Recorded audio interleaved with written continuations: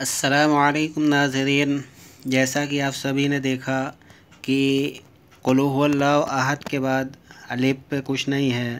تو اس پہ الف پہ زبر پڑھیں گے، لیکن یہاں پہ چھپا ہوا نون بھی ہے، تو وہ کیسے ہم جانیں گے کہ یہاں پہ چھپا ہوا نون کیسے آیا؟ تو جیسا کہ آپ کو بتا دیں،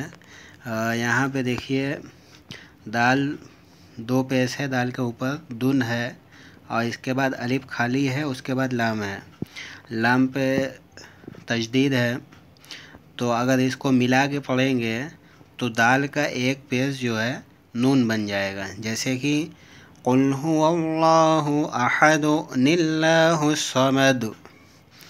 احد ہو جائے گا اور اس کے بعد نون یہاں پہ لام کے پہلے آ جائے گا نل، اور نون جہاں پہ بھی آئے گا تو اس پہ زیر ہی رہتا ہے۔ اب اگر آپ کو الگ الگ پڑھنا ہے تو الف پہ زبر لگے گا، جیسا کہ ہم نے پچھلے ویڈیو میں بتایا تھا، اور اس ویڈیو میں بتا رہے ہیں کہ نون یہاں پہ چھپا ہوا ہے۔ تو چلیے ایک بار پڑھ لیتے ہیں۔ اعوذ باللہ من الشیطان الرجیم، بسم اللہ الرحمن الرحیم، قل هو اللہ احد اللہ الصمد لم یلد ولم یولد ولم یکن له کفوا احد۔ بسم اللہ الرحمن الرحیم،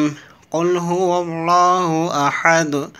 اللہ الصمد لم یلد ولم یولد ولم یکن له